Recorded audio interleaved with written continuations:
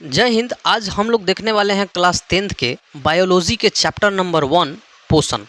पोषण में हम लोग एमसीक्यू के साथ साथ हम लोग देखने वाले हैं उसके सब्जेक्टिव क्वेश्चन भी, क्योंकि जब हम क्वेश्चन को साथ साथ में लेकर चलेंगे तो हम लोग को थ्योरी भी कंप्लीट होगा। तो एक तीर से हम लोग दो निशाना ले सकते हैं। तो सबसे पहला क्वेश्चन क्या कहता है, पोषण किसे कहते हैं? पोषण किसे कहते हैं? श्वसन की क्रिया को पोषण कहते हैं, कि उत्सर्जन की क्रिया को पोषण कहते हैं, कि प्रजनन की क्रिया को पोषण कहते हैं, कि भोजन ग्रहण कर उसे ऊर्जा एवं वृद्धि प्राप्त करने की प्रक्रिया को पोषण करते हैं। तो यही क्वेश्चन का आंसर हो जाएगा। क्यों हुआ? क्योंकि श्वसन का मतलब होता है सांस लेना और छोड़ना। उत्सर्जन का मतलब होता है अपने शरीर से अपशिष्ट पदार्थ को बाहर निकालना, जैसे पसीना, मल मूत्र। प्रजनन की प्रक्रिया होता है कि अपने जैसे संतान को जन्म देना।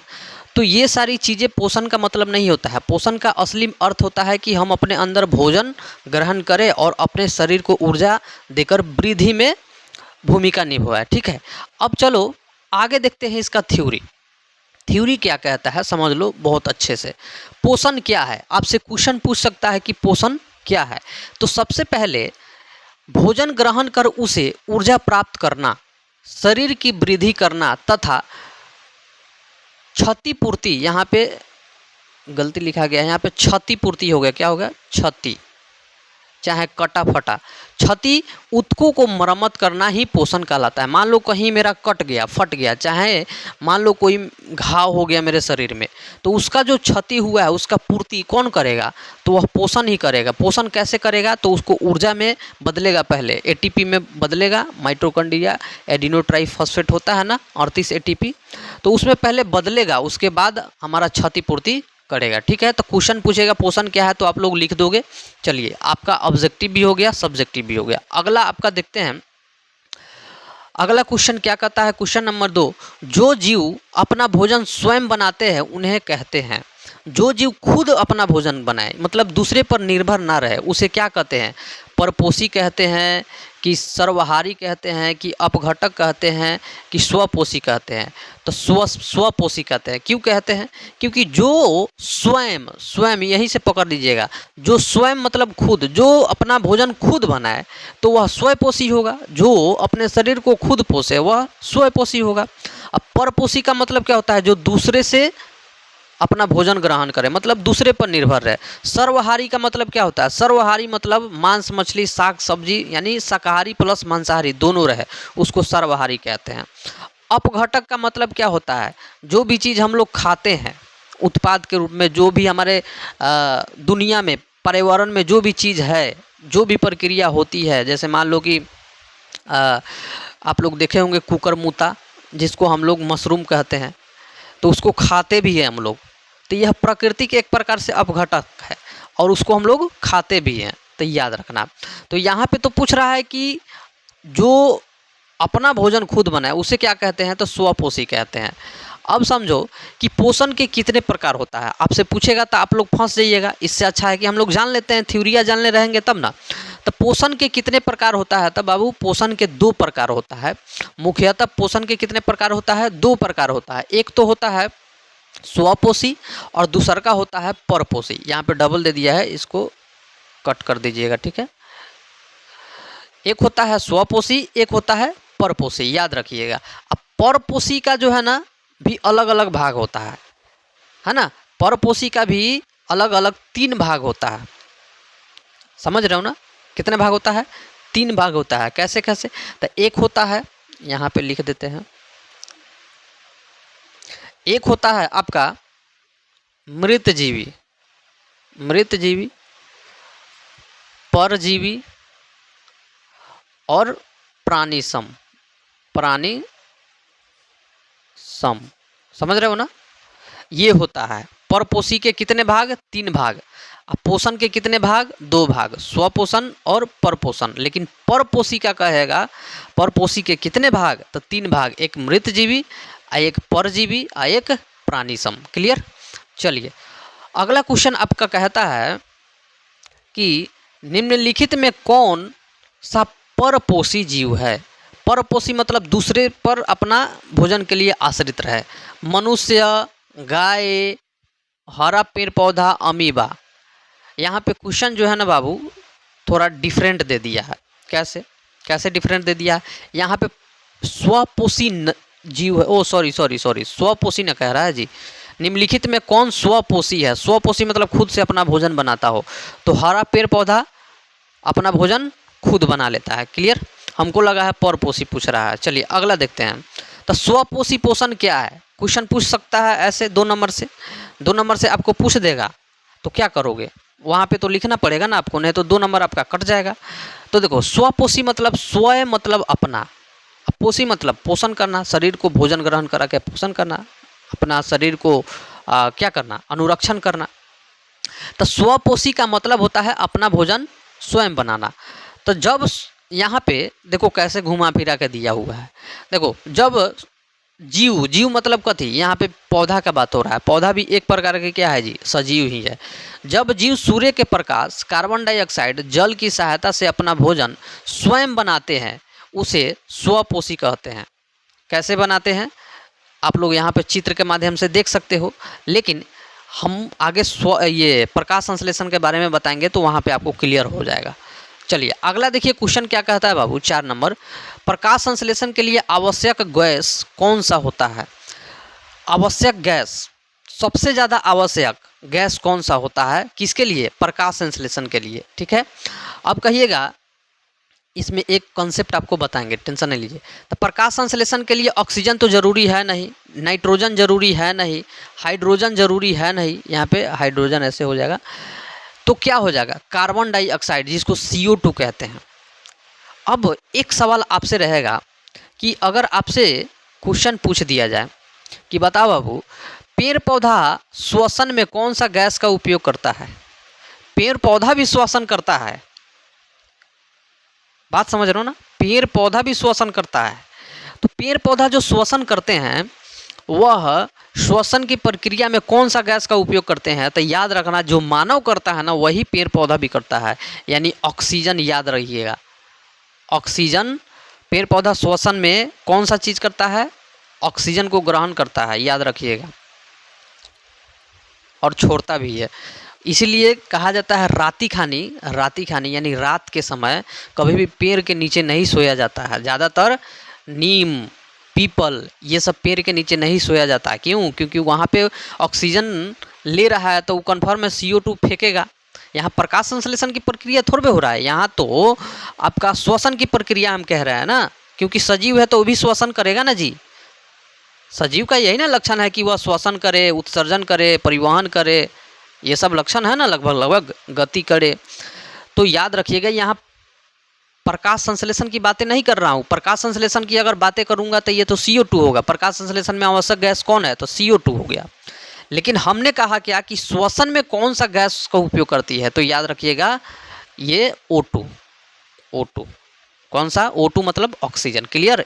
कंसेप्ट है, बहुत अच्छा। अगला देखिए, परपोषी पोषण क्या है? तो परपोषी पोषण का मतलब क्या होता है? जो दूसरे पर निर्भर रहे, जो दूसरे पर निर्भर रहे, समझ रहे हो ना? जैसे शेर को देखिए, मांस पर निर्भर है। गाय को देखिए, किस पे निर्भर है? घास पे निर्भर है। मनुष्य के देखिए, भोजन पे अपने निर्भर है। तो ये तीनों क्या है? ये तीनों परपोषी है, जो अपने भोजन के लिए स्वयं पे नहीं दूसरे जीव पर निर्भर करते हैं। उसको क्या कहते हैं? परपोषी ही तो कहते हैं। बात क्लियर, समझ में आ गया? चलिए आगे बढ़ते हैं। अगला क्वेश्चन है, प्रकाश संश्लेषण के लिए आवश्यक वर्णक। वर्णक मतलब क्या होता है? रंग। वर्णक मतलब क्या होता है? रंग। तो कौन ऐसा रंग है जो प्रकाश संश्लेषण के लिए आवश्यक है?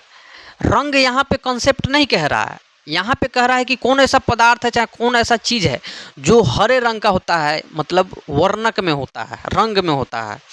तो यहाँ पे क्लोरोफिल हो जाएगा। क्या हो जाएगा? क्लोरोफिल हो जाएगा। क्यों? क्योंकि यह हरा होता है। क्लोरोफिल क्या होता है बाबू? हरा होता है, याद रखिएगा। क्लोरोफिल क्या होता है? हरा होता है। हीमोग्लोबिन तो खून में होता है, ब्लड जिसको कहते हैं, है ना? ब्लड में हीमोग्लोबिन होता है, जिसके कारण लाल होता है, लाल। ये तो मिलेनिन है। मिलेनिन आपके त्वचा में होता है, मिलेनिन आपके त्वचा में होता है, जिससे आप कड़िया उजला हो जाते हैं। देखिए, हम कड़िया हैं तो मिलानिन का मात्रा हमारे शरीर में ज़्यादा है, वही गोर रहेंगे तो मिलानिन की मात्रा हमारे शरीर में कम है। और वही एनामिल का है, तो एनामिल हमारे दांत की मजबूती प्रदान करता है। एनामिल से ही हमारा दांत बना हुआ है। कैल्शियम तो मजबूती देता है, एनामिल भी उसमें भाग देता है, लेकिन दांत जो बना है ना हमारा एनामिल से बना है। लेकिन यहाँ मेनालिन का रहा था। मेनालिन याद रखिएगा, मेलेनिन आपके त्वचा को रंग प्रदान करता है, हीमोग्लोबिन आपके खून को रंग प्रदान करता है। अच्छा, कैरोटीन, ये तो आपका कैरोटीन गाजर में होता है, जिससे आपका गाजर लाल दिखता है, ठीक है ना। लेकिन यहाँ पे क्लोरोफिल जो हरा है, क्लोरोफिल का रंग क्या है? हरा है। इसी के कारण क्या होता है, पत्तियाँ हरा भरा दिखता है। ये क्लोरोफिल कहाँ पाया जाता है? तो क्लोरोप्लास्ट में पाया जाता है। इस बात को ध्यान रखिएगा। चलिए अगला क्वेश्चन देखिए। अगला क्वेश्चन थ्योरी में है, स्वपोषी और परपोषी में अंतर। तो स्वपोषी अपना भोजन खुद बनाते हैं, लेकिन परपोषी दूसरे पर निर्भर रहते हैं। क्लियर? अब देखो, यहाँ पे स्वपोषी का एग्जाम्पल दे दिया, यहाँ परपोषी का एग्जाम्पल दे दिया। अब देखो, क्लोरोफिल पाया जाता है किस में? स्वपोषी में। लेकिन क्लोरोफिल नहीं पाया जाता है किस में? परपोषी में। हम लोग में क्लोरोफिल पाया जाता है जी? नहीं। प्रकाश संश्लेषण की क्रिया होती है किस में? स्वपोषी यानी पौधा में। प्रकाश संश्लेषण की क्रिया नहीं होती है किस में? मतलब हम लोग में, जैसे गाय भैंसी आदमी, ये उत्पादक होते हैं। उत्पादक मतलब क्या? उत्पादक मतलब क्या कि जैसे मान लो कि मकई का कोई पेड़ लगा हुआ है, तो उत्पादन करेगा कि नहीं? लेकिन हम लोग कुछ उत्पादन करते हैं? नहीं, हम लोग तो उपभोक्ता है, उपयोग करते हैं। चलो, उदाहरण के तौर पे पौधा और उदाहरण के तौर पे मनुष्य ले सकते हो। तो इतना आप अंतर दे सकते हो। 2 नंबर से आपको क्वेश्चन पूछ सकता है कि परपोषी और स्वपोषी में अंतर बताइए। चलिए अगला क्वेश्चन देखते हैं। अगला क्वेश्चन आपका क्या कहता है? 6 नंबर, प्रकाश संश्लेषण की क्रिया मुख्यतः कहाँ होती है? यहाँ पे मुख्यतः होगा, याद रखिएगा, मुख्यतः होगा बाबू, ठीक है। यहाँ मुख्यतः होगा, ध्यान रखिएगा। प्रकाश संश्लेषण की क्रिया मुख्यतः कहाँ होती है? जड़ में होती है जी? बिल्कुल नहीं होगी। तना में होती है? नहीं होती है। फूल में होती है? नहीं होती है। कहाँ होती है? हरे पेड़ पौधा में होती है, मतलब हरे पत्तियाँ में होती है। क्यों? क्योंकि यहीं पे क्लोरोफिल होता है। क्लोरोफिल कहाँ होता है? पत्तियाँ में होता है। क्लोरोफिल नहीं होगा तो प्रकाश संश्लेषण की क्रिया होगा ही नहीं। जैसे मान लो कि हमारे पास गैस चूल्हा नहीं रहेगा, तो क्या हम जलावन का उपयोग ठीक से कर पाएंगे? चाहे हम कोई भी खाना पीना बना सकते हैं? नहीं। तो वही बात यहाँ पे है। गैस चूल्हा समझो कि ये है, और गैस तो कार्बन डाइऑक्साइड है। ऊर्जा के रूप में आपका सूर्य की प्रकाश आ गया। तो उसी प्रकार जैसे हम लोग खाना बनाते हैं ना, एक के बिना एक अधूरा है, उसी प्रकार इसमें भी एक के बिना एक अधूरा है। चलिए, स्वपोषी जीवों के उदाहरण लिखिए। तो स्वपोषी जीव, हरे पेड़ पौधा, शैवाल, कुछ जीवाणु। देखो कैसे हरे पेड़ पौधा कैसे हरा भरा दिख रहा है, कैसे शैवाल समुद्र के जो है ना नीचे नीचे पनप रहा है। देखो कुछ जीवाणु कैसे कैसे दिख रहा है, ये बैक्टीरिया, ठीक है ना। चलो आगे देखते हैं। प्रकाश संश्लेषण के लिए ऊर्जा का मुख्यतः स्रोत क्या है? मुख्य स्रोत या मुख्यतः स्रोत क्या हो सकता है बताइए? ऊर्जा के लिए, सॉरी, प्रकाश संश्लेषण के लिए। तो प्रकाश संश्लेषण के लिए ऊर्जा का स्रोत क्या हो सकता है? चंद्रमा तो खुद सूर्य से प्रकाश लेता है। विद्युत ऊर्जा तो ये तो होगा नहीं। क्यों? क्योंकि इलेक्ट्रिसिटी की बात आ रहा है। उष्मीय ऊर्जा ये तो भाई होगा नहीं, ये गरम नरम की बात हो रहा है ना। तो प्रकाश कहाँ से मिलती है हम लोगों को? प्राकृतिक रूप से तो सूर्य से मिलती है, सूर्य भगवान से, और इससे प्रकाश ये लेता है ना जी। तो याद रखिएगा, सूर्य ही एक ऐसा केंद्र में है, सौरमंडल के केंद्र में, जिसका एक उपग्रह है। कह सकते हो पृथ्वी का एक उपग्रह, चाहे सूर्य की उपग्रह। तो चंद्रमा क्या है बाबू? उपग्रह है। इसलिए उपग्रह होने के कारण चंद्रमा को क्या कहते हैं? चंद्रमामा। चलो, सूर्य से प्रकाश लेती है, कौन लेती है? ये चंद्रमा, तब चमकती है, इसलिए इसको क्या कहते हैं बाबू? उपग्रह कहते हैं। आगे बढ़ते हैं। तो इसका आंसर क्या होगा? इसका आंसर ये सूर्य की प्रकाश हो जाएगा, क्योंकि सूर्य की प्रकाश नहीं रहेगा तो प्रकाश संश्लेषण की क्रिया नहीं होगा। अगला क्वेश्चन है, क्वेश्चन क्या थ्योरी है, परपोषी जीव के उदाहरण बताइए। तो परपोषी मतलब जो दूसरे पर निर्भर है। तो हम लोग खुद जी दूसरे पर निर्भर है, गाय भैंसी भी दूसरे पर निर्भर रहता है, हिरन वगैरह बकरी वगैरह दूसरे पर निर्भर रहता है, शेर दूसरे पर निर्भर रहता है, दूसरे को मार के खाता है। कुत्ता भी दूसरे पर निर्भर रहता है। ये सब जीव जो है ना क्या है, परपोषी में आ जाता है। आगे बढ़ते हैं। 8 नंबर क्वेश्चन कह रहा है प्रकाश संश्लेषण के दौरान कौन सा गैस मुक्त होता है। तो प्रकाश संश्लेषण जब होता है ना तो याद रखिएगा हमेशा ऑक्सीजन गैस मुक्त होता है। ये कार्बन डाइऑक्साइड तो लेता है, ये कार्बन डाइऑक्साइड क्या करता है, लेता है ना, लेकिन ये जो ऑक्सीजन है ना निकालता है, यानी मुक्त होता है।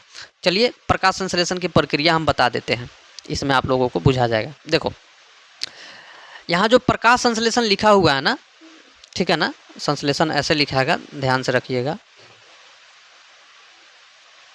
चलिए ये जो प्रकाश संश्लेषण की प्रक्रिया होता है ना, इसमें हरे पेड़ पौधा सूर्य से सूर्य के प्रकाश ले लेता है, वायुमंडल से कार्बन डाइऑक्साइड ले लेता है ना, और ये पृथ्वी से जल ले लेता है, खनिज ले लेता है, समझ रहे हो ना। अब ये सारी चीज़ें लेने के बाद यह क्या करता है, क्लोरोफिल आपका पत्तियां में है, इसके माध्यम से क्लोरोप्लास्ट में क्या करता है, ग्लूकोज का निर्माण करता है और ऑक्सीजन का निर्माण करता है, समझ रहे हो ना। इस दोनों को क्या करता है, निर्माण करके साथ में जल भी निर्माण करता है। तो जल देखिएगा पत्तियां पर छोटा छोटा छोटा छोटा है ना, बूंदा टाइप के निकलता है, तो वह जल का निष्कासन निकल रहा है। तो आपको सबसे पहले कौन कौन से भाग लेता है, तो सूर्य के प्रकाश भाग लेगा, कार्बन डाइऑक्साइड भाग लेगा, जल भाग लेगा जो पृथ्वी से, खनिज भाग लेगा जो पृथ्वी से जल के माध्यम से। अब देखो उत्पाद के रूप में क्या आता है, ऑक्सीजन आता है, ग्लूकोज आता है C6H12O6, समझ रहे हो ना। तो ग्लूकोज का उपयोग यह खुद कर लेता है और ऑक्सीजन का हम लोगों को क्या करता है, दे देता है कि तुम लोग उपयोग करो, समझ रहे हो ना। तो हमारे लिए यह भगवान की तरह है, इसलिए क्या किया जाता है, पूजा किया जाता है। सेम टू सेम हम लोग के जैसा ही प्रक्रिया करता है जी। जैसे हम लोग खाते हैं, तो हम लोग अगर खाते हैं तो हम लोग का शरीर में जो बनता है फ्रुक्टोज वगैरह, जो भी हम लोगों का शरीर में बनता है, ग्लूकोज फ्रुक्टोज है ना, जो भी बनता है वो हमारा शरीर उपयोग कर लेता है। और उसके प्रक्रिया के बाद जो गैस निकलता है कार्बन डाइऑक्साइड CO2, तो हम लोग क्या करते हैं, उसका निष्कासन कर देते हैं। तो वो हमारे शरीर के लिए, हमारे वायुमंडल के लिए क्या है, खराब है, लेकिन हम लोग को निकालना पड़ेगा। नहीं निकालिएगा तो हो गया, गैस बन गया, पेट फट जाएगा। उसी प्रकार पेड़ पौधा भी है, वह भी गैस निकालता है, ऑक्सीजन को निकालेगा अपना खाना पाना पचाने के बाद, ठीक है। नहीं निकालेगा तो प्रक्रिया गलत हो जाएगी, ठीक है ना। तो देखो हम लोगों के जो निकाल रहा है ना, वो हमारे लिए क्या है, उपयोगी है। तो हम लोग इसको भगवान मानते हैं, इसलिए पूजा करते हैं। पीपल का पूजा नहीं होता है जी, क्यों, क्योंकि सबसे ज़्यादा गैस वही निष्कासित करता है, O2 को। सबसे ज़्यादा O2 कौन निकलता है, ऑक्सीजन कौन निकलता है, पीपल, नीम, ये सब निकलता है, पूजा होता है वो सबका। आगे बढ़िए, आगे देखिए 9 नंबर क्वेश्चन कह रहा है पौधा द्वारा बनाया गया अंतिम भोजन के रूप में संचित होता है। अंतिम याद रखिएगा, कौन सी कह रहा है, अंतिम। तो अंतिम रूप से क्या होता है, ग्लूकोज होता है कि प्रोटीन होता है कि वसा होता है कि स्टार्च होता है। तो प्रोटीन बाबू पेड़ पौधा में होता नहीं है, वसा भी तो होता नहीं है, ये दोनों हम लोग में होता है। ग्लूकोज होता है और स्टार्च होता है, ग्लूकोज होता है और स्टार्च होता है। तो याद रखिएगा ग्लूकोज तो बनता है, प्रक्रिया जब होती है तो ग्लूकोज तो बनता है, लेकिन पूछ रहा है क्या, अंतिम रूप से। तो अंतिम रूप से मारिएगा स्टार्च, स्टार्च के रूप में संचित होता है अंतिम रूप से।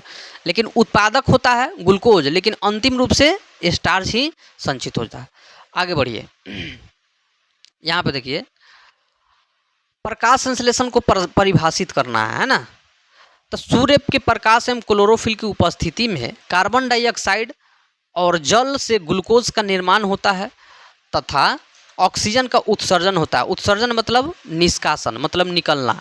यही प्रक्रिया क्या कहलाता है बाबू, प्रकाश संश्लेषण कहलाता है। यही प्रक्रिया क्या कहलाता है, तो प्रकाश संश्लेषण कहलाता है। क्लियर, प्रकाश संश्लेषण क्या है समझ में आ गया।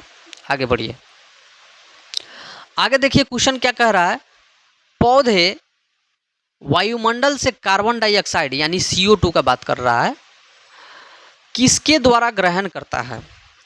तो वायुमंडल से जो पौधा है वह CO2 किसके द्वारा ग्रहण करेगा, जड़ के द्वारा करेगा कि तना के द्वारा करेगा कि रंध्र के द्वारा करेगा कि पुष्प के द्वारा करेगा।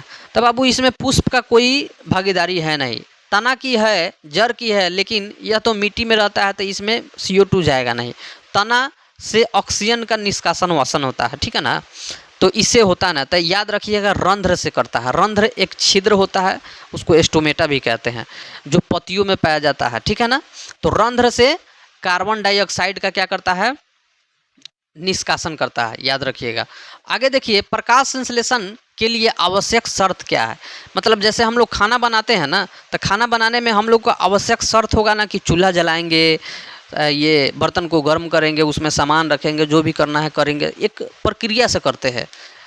उसी प्रकार इसमें भी एक प्रक्रिया है कि सबसे पहले सूर्य की प्रकाश की ज़रूरत है, क्लोरोफिल की ज़रूरत है, कार्बन डाइऑक्साइड की ज़रूरत है और जल की ज़रूरत है।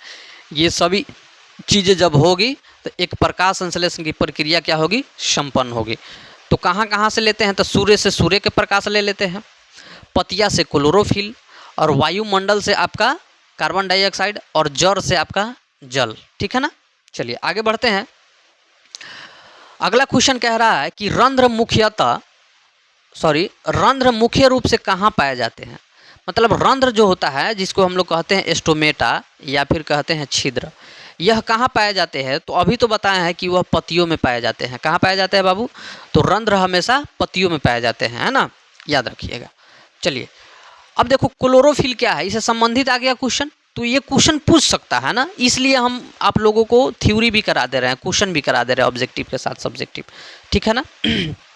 चलिए ज़्यादा देर नहीं खींचेंगे, पार्ट बाई पार्ट कर देंगे इसका, ठीक है ना। पार्ट 1 पार्ट 2 में 30-30 मिनट का बहुत रहेगा, ताकि आप लोग बोरिंग फील नहीं कीजिएगा, ठीक है ना।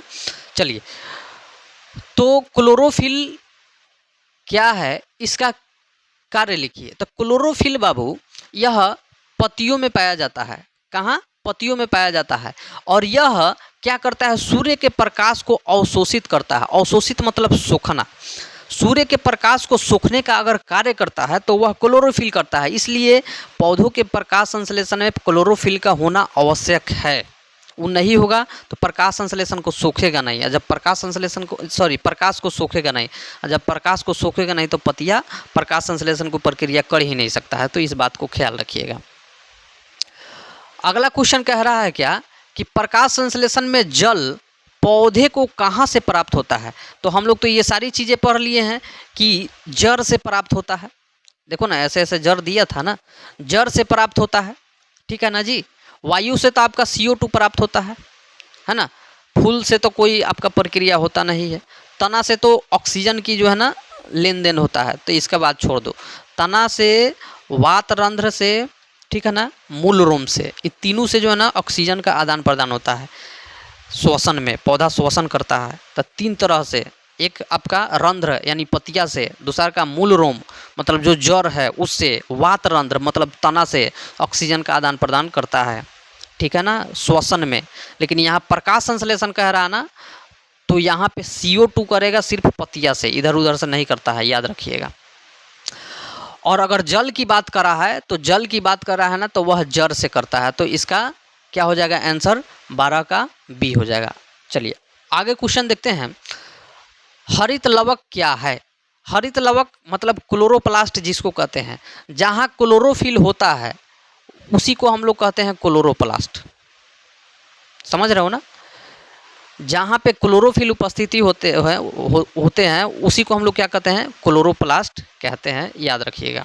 जैसे यहाँ पे देख लो, ये आपका हरित लवक है, ये जो गोल गोल दे रहा है ना, ये हरित लवक है, बात समझ रहे हो ना।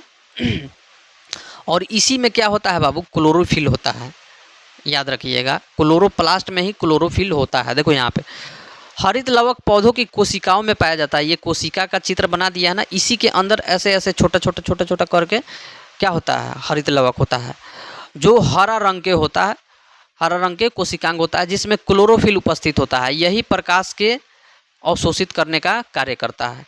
चलिए आगे क्वेश्चन देखते हैं। 13 नंबर क्वेश्चन कह रहा है क्या कि निम्नलिखित में कौन सा परपोषी है। परपोषी मतलब जो दूसरे पर निर्भर है।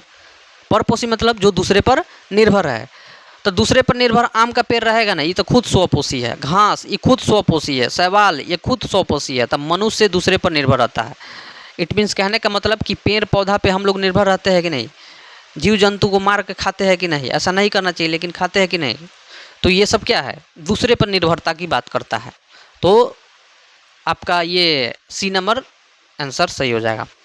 अब देखिए रंध्र मतलब स्टोमेटा जिसको कहते हैं, इनके कार्य को लिखे। तो रंध्र का कार्य क्या है? रंध्र का कार्य है कि कार्बन डाइऑक्साइड को आदान प्रदान करना। देखो ना, ये आपका पतिया का सतह है, देखो तोड़ तोड़ के बताया हुआ है ना। ये रंध्र है, ये कोशिका द्वार का दिया है, स्टोमेटा जिसको रंध्र कहते हैं। देखो ये कार्बन डाइऑक्साइड को प्रवेश कराना, ऑक्सीजन और जलवाष्प का निष्कासन करना, गैसों का आदान प्रदान करना, ये सब किसका कार्य है? तो रंध्र का ही तो कार्य है। तो क्वेश्चन आपसे पूछेगा कि रंध्र का क्या कार्य है, तो नहीं लिख दोगे कि कार्बन डाइऑक्साइड का प्रवेश कराना मतलब लेना, ऑक्सीजन और जल वाष्प मतलब जल जो बनता है ना उत्पाद के रूप में, उसको निष्कासित करना मतलब निकालना, गैसों का आदान प्रदान करना मतलब कार्बन डाइऑक्साइड लेना और ऑक्सीजन को छोड़ना, O2 को छोड़ना। ये सब कार्य किसका है? रंध्र का ही तो है। रंध्र कहाँ पाया जाता है? पतिया में, पतिया के सतह में पाया जाता है। चलिए आगे बढ़ते हैं। परपोषी जीव भोजन के लिए किस पर निर्भर रहते हैं? तो परपोषी, पर मतलब दूसरा, पोषी मतलब अपने शरीर का अनुरक्षण करना। तो अपने शरीर के अनुरक्षण के लिए दूसरे पर निर्भर रह रहा है तो उसको परपोषी कहते हैं। तो वो कौन होगा? कौन होगा? स्वयं पर होगा वो परपोषी कहलाएगा? बिल्कुल नहीं। सूर्य पर जो निर्भर रहेगा वह परपोषी कहलाएगा? नहीं। क्यों? क्योंकि स्वपोषी सूर्य पर निर्भर रहता है ना। प्रकाश संश्लेषण की प्रक्रिया में देखें, मिट्टी भी परपोषी नहीं है जी, खुद से अपना जो भी फर्टिलाइजेशन करना हो कर लेता है, कोई दिक्कत नहीं है। अन्य जीव पर निर्भर रहता है। अन्य जीव पे जो निर्भर रहता है उसी को हम लोग क्या कहते हैं बाबू? परपोषी कहते हैं। आगे देखिए, जड़ रोम का क्या कार्य है? जड़ रोम का मतलब मूल रोम भी कह सकते हो, है ना। तो जड़ रोम का कार्य क्या है कि नीचे से खनिज और जल को क्या करना? अवशोषित करके ऊपर भेजना, ताकि प्रकाश संश्लेषण की प्रक्रिया में भाग ले सके। समझ रहे हो ना। देखो जड़ रोम मिट्टी से जल तथा खनिज लवण को अवशोषण करते हैं और उन्हें पौधे के भागों तक पहुंचाते हैं। पौधे के भागों कहने का मतलब पतिया तक भेज देता है, वहाँ प्रकाश संश्लेषण की प्रक्रिया हो जाता है। लास्ट क्वेश्चन देखिए, निम्नलिखित में कौन सा परपोषी पोषण है? परपोषी मतलब दूसरे पर पोषण रहता है, दूसरे पर निर्भर करके, स्वयं पे निर्भर ना होकर दूसरे पर निर्भर रह के पोषण करता है। वह क्या है? मानव है, यानी मनुष्य है, ह्यूमन है। प्रकाश संश्लेषण की रासायनिक समीकरण लिखिए, बहुत ही इंपॉर्टेंट है। तो यहाँ पे रासायनिक समीकरण तो आपका ये है, लेकिन कहेगा शब्दों में लिख दीजिए, तो लिख दीजिएगा कि कार्बन डाइऑक्साइड प्लस जल, तीर के निशान यहाँ दे दीजिएगा, ग्लूकोज प्लस ऑक्सीजन, है ना। अब बटा में इसका सूर्य के प्रकाश और क्लोरोफिल दे दीजिएगा। ये बटा है ना, तीर का निशान, इसी पर यहाँ पे सूर्य का प्रकाश दे दीजिएगा और नीचे क्लोरोफिल दे दीजिएगा, ठीक है। और यहाँ पे आपको ग्लूकोज लिख दीजिएगा प्लस यहाँ पे ऑक्सीजन लिख दीजिएगा, ठीक है ना। आगे बढ़ते हैं। तो यहाँ पे क्लियर हो गया, कोई दिक्कत नहीं है आप लोगों को। तो यहाँ पे देखो कार्बन डाइऑक्साइड और यहाँ पे जल और यहाँ पे सूर्य के प्रकाश लिख दीजिएगा, यहाँ छोटा है इसलिए नहीं लिखा हुआ है। क्लोरोफिल लिख दीजिएगा, यहाँ पर आपका ग्लूकोज हो गया, यहाँ पे आपका ऑक्सीजन हो गया, ठीक है ना जी। तो यहाँ पे आपका पूरी तरह से समीकरण तैयार हो गया। तो प्रकाश संश्लेषण का समीकरण आप लोग याद ही कर लीजिएगा, 2 नंबर से पूछ देता है। और ये समीकरण संतुलित है, याद रखिएगा। ये समीकरण क्या है? संतुलित है। क्यों संतुलित है? तो देखो ना, ये 6 दूना 12, ऑक्सीजन कितना है? 12। तो इधर भी ऑक्सीजन 12 होना चाहिए, इधर संतुलित नहीं है जी क्या? इधर भी संतुलित है।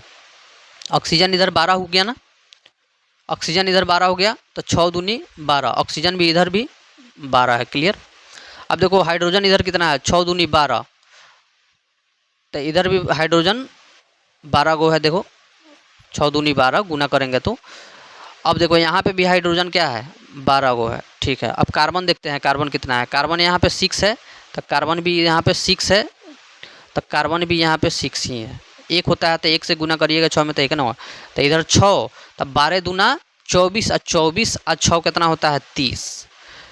अब देखो इधर 12 दूना 24 और 6 30, मतलब 30 इधर भी है, 30 इधर भी है। तो यह आपका क्या हो गया? बैलेंस हो गया। यानी ये जो समीकरण है ना बाबू, आपका क्या है? बैलेंस है, ठीक है। तो अब हम लोग 16 नंबर क्वेश्चन अगले सीरीज में देखने को मिलेगा, क्योंकि ज़्यादा सीरीज बड़ा हो जाएगा, लंबा हो जाएगा, तो आप लोग खुद नहीं देखिएगा, ठीक है। तो मिलते हैं नेक्स्ट वीडियो में, पार्ट 2 को लेकर। आप लोग देखना नहीं भूलिएगा, सब्सक्राइब कर लीजिएगा और प्रैक्टिस सेट की तरह इसको मारते चलिए। आपका जो है ना लास्ट तक इतना फ़ायदा देगा कि आप खुद सोच नहीं पाओगे कि इतना फ़ायदेमंद हमको ये सीरीज़ लगा। ठीक है, और चैप्टर बाई चैप्टर आपको 15-15 का सीरीज़ देंगे। 15-15 मतलब 30, समझिए क्वेश्चन 30 ना हुआ, समझ रहे हो, ऑब्जेक्टिव सब्जेक्टिव सब हो रहा है। चलिए मिलते हैं नेक्स्ट वीडियो में, तब तक के लिए जय हिंद, वंदे मातरम।